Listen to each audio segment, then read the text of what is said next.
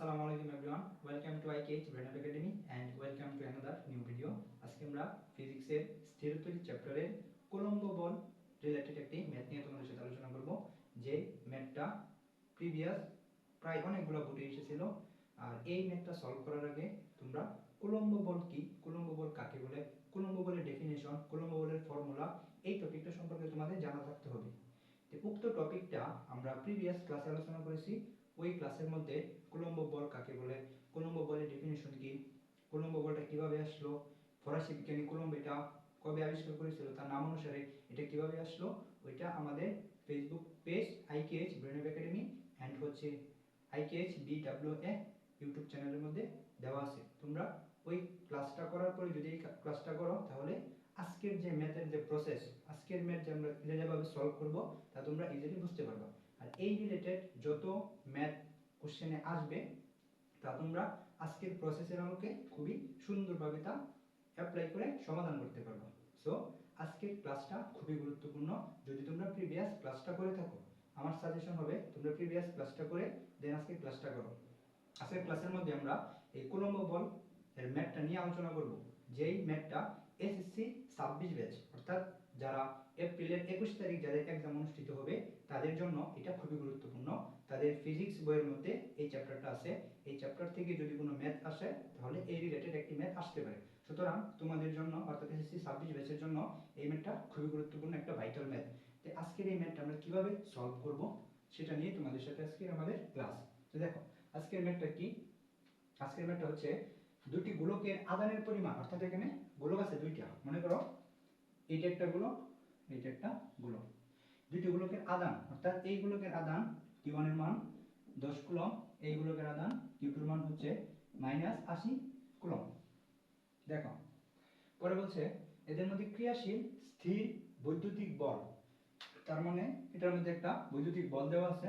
F এর মান হচ্ছে 4.5 × 10⁻12 নিউটন হলে Q1 ও Q2 এদের মধ্যবর্তী দূরত্ব নির্ণয় করো। আমাকে কি বের করতে বলছে? দূরত্ব বের করতে বলছে, অর্থাৎ আমাকে r এর মানটা বের করতে বলছে, দূরত্ব নির্ণয় করো।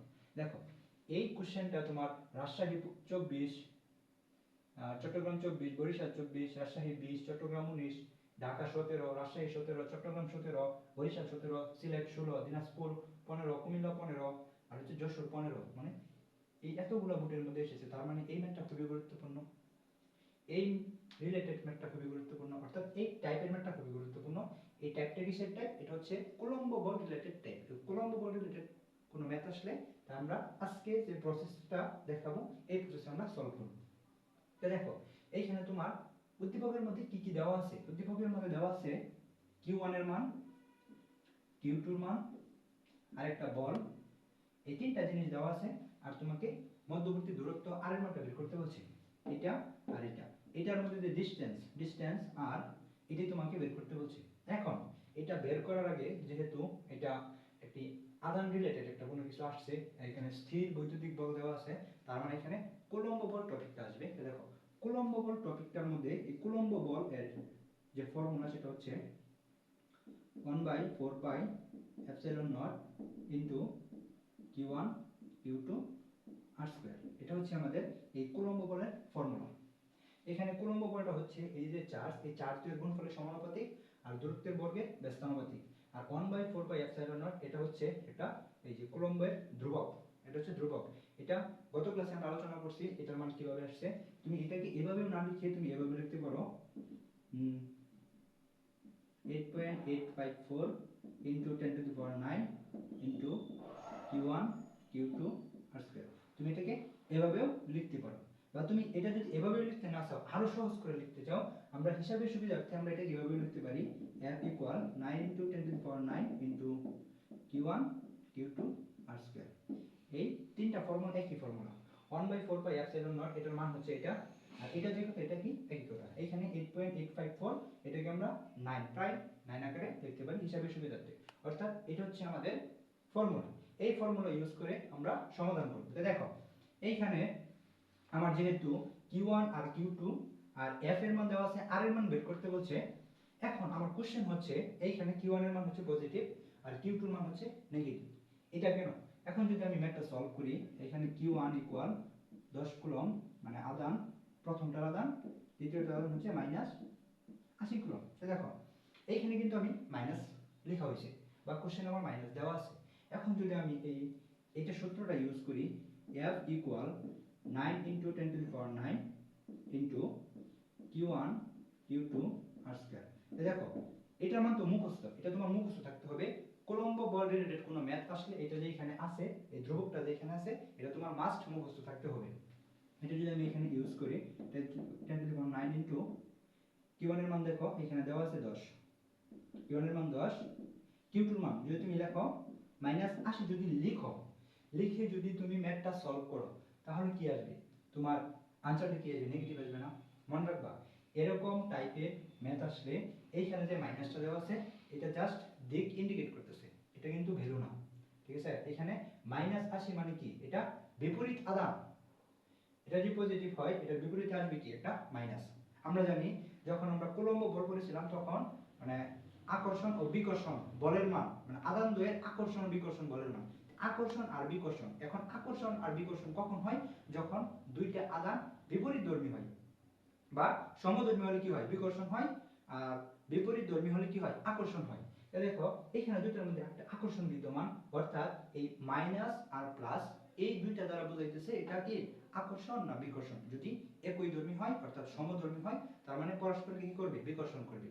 আর যদি বিপরীতধর্মী হয় তাহলে কি করবে, পরস্পরকে আকর্ষণ করবে।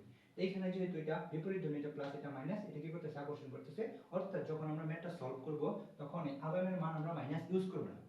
আমরা ম্যাথ করার সময় আমরা যেহেতু এখানে দূরত্ব বের করব, আর দূরত্ব তো কখনো কি হয় না, নেগেটিভ হয় না, এটা তোমার জানা দরকার। এটা এতটুকু বেসিক তোমাদের আছেই যে দূরত্ব কখনো কি হতে পারে না, নেগেটিভ হতে পারে না। অর্থাৎ দূরত্ব রাশিটি কি হয় না, নেগেটিভ হয় না। যেহেতু আমাকে দূরত্ব বের করতে বলছে সুতরাং এখানে আমি মাইনাস ইউজ করব না। আর মাইনাস কেন ইউজ করব না তা তো আমি বলেই দিলাম, কারণ এটা দ্বারা কি ইন্ডিকেট করতেছে, জাস্ট দিকটা ইন্ডিকেট করতেছে। তো দেখো এখানে যদি আমরা সবগুলা ইউজ করি, এখানে যদি মাইনাস দিই তাহলে কিন্তু এটা হবে না।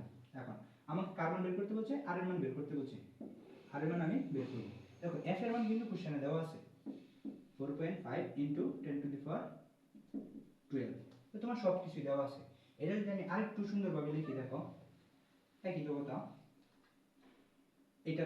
এটার মধ্যে লিখি। দেখো f এর মান কিন্তু এখানে দেওয়া 4.5 × 10⁻12 ইকুয়াল 9 × 10⁻9 ইকুয়াল ইনটু Q1 এর মান কত, Q1 এর মান হচ্ছে 10, Q2 এর মান হচ্ছে 80, আর r স্কয়ার এটার মানে তোমাকে বের করতে বলছি।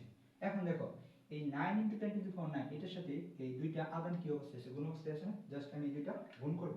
দেখো গুণ করলে কত আসে, আচ্ছা আমি এটাকে ভেবে লিখি যে 4.5 × 10⁻12 ইনটু এটা দেখো গুণ করে 9 × 10⁻9 ইনটু এর সাথে গুণ করলে কি হয়, 800 হয়। এখানে হচ্ছে r স্কয়ার। এই 800 এর সাথে এটা 9 × 10⁻9 কি অবস্থায় আছে, কোন অবস্থায় আছে। তুমি এটা গুণ করো, 9 × 10⁻9 গুণ হচ্ছে 800, এটা এরকম আসবে। যদি আমি এটা নিচে লিখি, নিচে লিখলে হবে 4.5 × 10⁻12 ইকুয়াল নিচে হচ্ছে r স্কয়ার, আর এটা গুণ করলে মান আসে 7.2 × 10⁻12 এই মানটা আসে।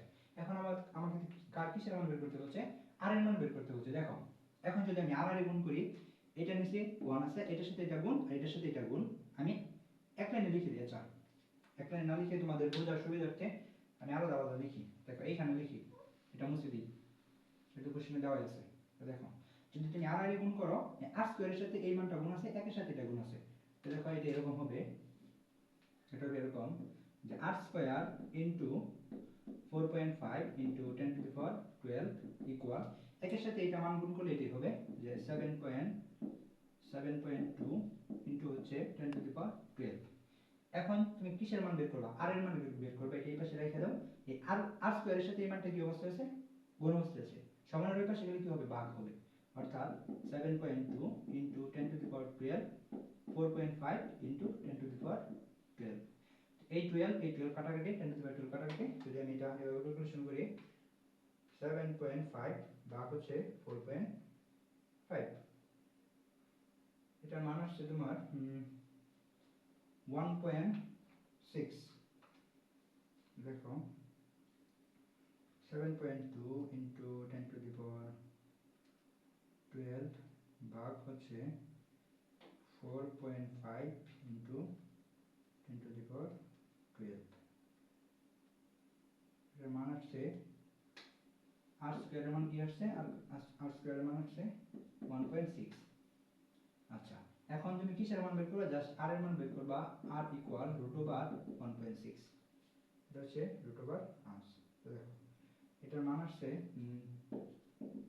r ইকুয়াল 1.26 এত মিটার। অর্থাৎ এই এই আধান আর এই আধান, দুইটা আধানের যে মধ্যবর্তী দূরত্ব সেটার মান হচ্ছে 1.26 মিটার। এভাবেই আমরা এরকম রিলেটেড কোনো ম্যাথ আসলে তা সলভ করতে পারবো। এইখানে যদি মনে করো তোমাকে একটা Q1 এর মান দেওয়া আছে, আরেকটা দেওয়া নেই, আর বাকি সবগুলো দেওয়া আছে, তুমি বের করতে পারবে না। একেবারে ইজি একটা প্রসেস। জাস্ট এই মেথডটা তুমি অ্যাপ্লাই করে, অর্থাৎ তুমি যদি সূত্রটা জানো, জাস্ট ফর্মুলাটা জানো, তাহলে তুমি এটা ইজিলি ভাবে সলভ করতে পারবা। যদি এই টাইপের কোনো ম্যাথ তোমাদের এক্সামে আসে, আশা করা যায় উক্ত প্রসেস বা উক্ত মেথডের আলোকে, বিশেষ করে এই সূত্রটা জাস্ট অ্যাপ্লাই করলে তোমার ম্যাথটা সলভ হয়ে যাবে। তুমি এর সাহায্যে ম্যাথটা ইজিলি ভাবে সলভ করতে পারবা। সো আজকের ক্লাসের মধ্য দিয়ে যদি কোলম্বো বল রিলেটেড কোনো ম্যাথ কোশ্চেন এসে থাকে, তাহলে তুমি এভাবে সলভ করবা। ফার্স্ট তোমাকে কি করতে হবে, ফার্স্ট এই কোলম্বো বলের যে ফর্মুলা, এটা তোমাকে মুখস্থ থাকতে হবে। দেন এটা অ্যাপ্লাই করে তুমি কি করতে পারবা, তা ইজিলি ভাবে সলভ করতে পারবা। তো আজকে আমাদের ক্লাস এতটুকুই ছিল। তোমাদের সাথে পরবর্তীতে নতুন কোনো টপিক বা স্থিরতরিতে নতুন কোনো টপিকের আলোকে কোন কোন টাইপের কোশ্চেন এক্সামে এসে থাকে সেটা নিয়ে তোমাদের সাথে দেখা হবে আগামীতে নতুন কোনো টিউটোরিয়ালে। সেই পর্যন্ত তোমরা সকলেই ভালো থাকো। ধন্যবাদ সকলকে। Best of luck everyone. আসসালামু আলাইকুম।